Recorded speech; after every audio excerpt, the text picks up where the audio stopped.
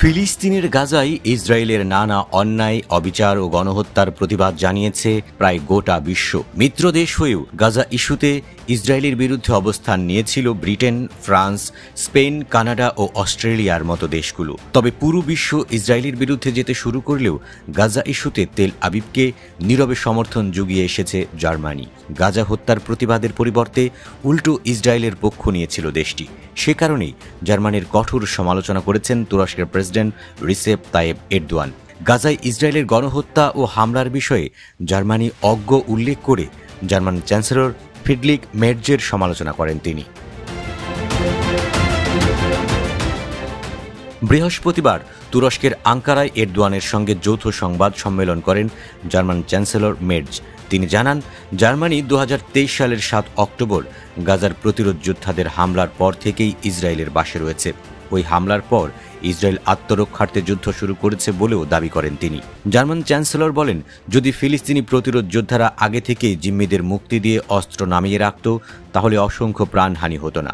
যুক্তরাষ্ট্র ও তুরস্কের মধ্যস্থতায় যুদ্ধবিরতি চুক্তির মাধ্যমে গাজায় যুদ্ধের অবসান ঘটবে বলেও আশা প্রকাশ করেন তিনি।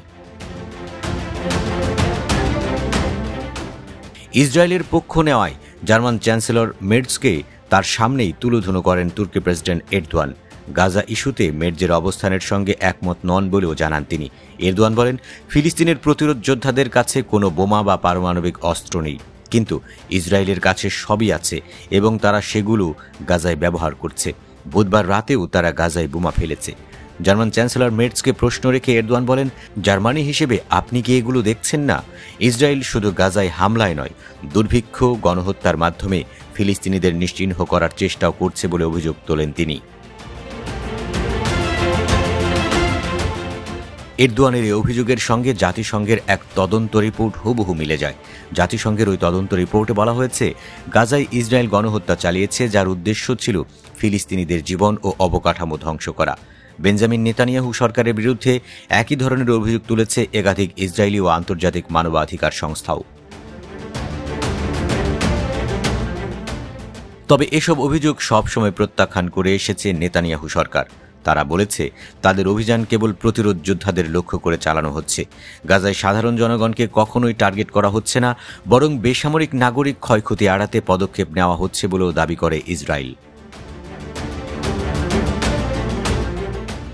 এদিকে যুদ্ধবিরতি কার্যকর হওয়ায় তুরস্ক ও জার্মানি একসঙ্গে কাজ করে গাজায় খাদ্য ও মানবিক সহায়তা পৌঁছে দিয়ে দুর্ভিক্ষ বন্ধ করতে পারে বলে জানিয়েছে তুর্কি প্রেসিডেন্ট এরদোয়ান। পাশাপাশি প্রতিরক্ষা খাতের যৌথ প্রকল্পে সহযোগিতা এবং তুরস্কের ইউরোপীয় ইউনিয়নে যোগদানের ইচ্ছা পুনর্ব্যক্ত করেন তিনি। এরদোয়ান সমালোচনা করলেও গাজার যুদ্ধবিরতি পরবর্তী কার্যক্রম নিয়ে একমত হন জার্মান চ্যান্সেলর মের্জ। তিনি জানান, জার্মানি তুরস্ককে ইউরোপীয় ইউনিয়নের ঘনিষ্ঠ অংশীদার হিসেবে দেখে।